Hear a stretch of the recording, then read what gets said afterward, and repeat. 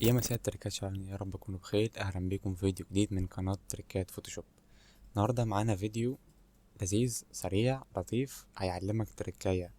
بالنسبة لي كنت بشوفها حاجة مبهرة، بس لما عرفت تتعمل ازاي بالنسبة لي كانت حاجة لذيذة خالص.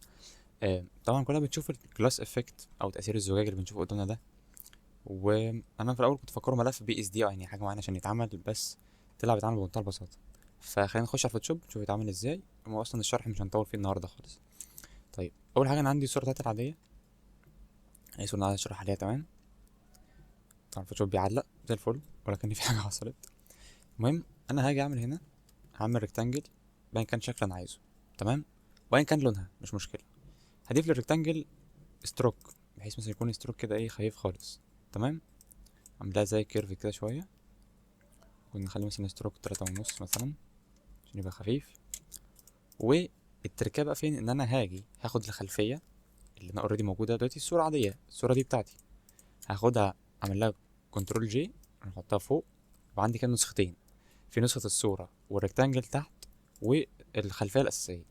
هجيب اللي أنا عملتها دي أعمل لها كليبنج ماسك جوه اللاير، جوه الريكتانجل. تمام. فكده بقت موجودة جوه الريكتانجل.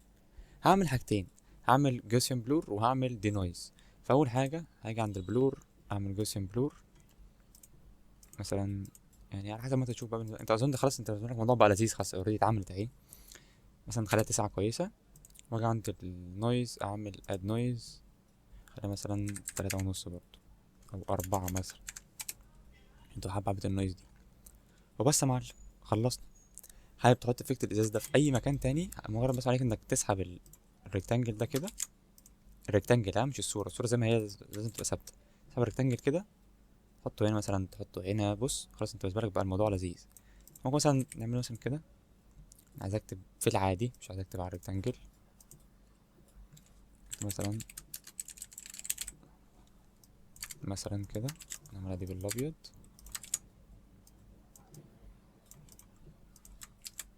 وبعد شوية مثلا بعض. بس يا معلم، حابب انت مثلا تيجي مثلا تحت هنا تعمل مثلا آم، يعني شادو اسود كده عشان يبان شويه كويس، او يعني فاهم، دي كل حاجات بتاعتك هتظبطها ازاي. بس كل الفكره ان احنا عرفنا نشرح ازاي ال الجلاس افكت ده، ان انت بيبقى عندك، تشيل كل الريات دي. عندك 3 لايرات، اللاير الاساسيه، وعندك اللاير اللي فيها الريكتانجل، والصوره هي بنحطها كليبنج ماسك جوه الريكتانجل، ونعمل لها حاجتين، جوسيان بلور واد نويز. بس كده يا باشا. اتمنى يكون الشرح عجبك. فيديو كده 3 4 دقايق اظن لذيذ خالص. فاتمنى لو عجبك الفيديو متنساش تعمل لايك شير سبسكرايب وتتفرج على الفيديوهات اللي فاتت. اوريدي في فيديوز كتير على الشانل هتفيدك. لو انت اول مره تتفرج علينا، هتلاقي فيديو هسيب لك اللينك بتاعه في الاخر، كورس انك تتعلم الثامبنيلز كويس جدا. وبس كده، اشوفك الفيديو اللي جاي. مع السلامه.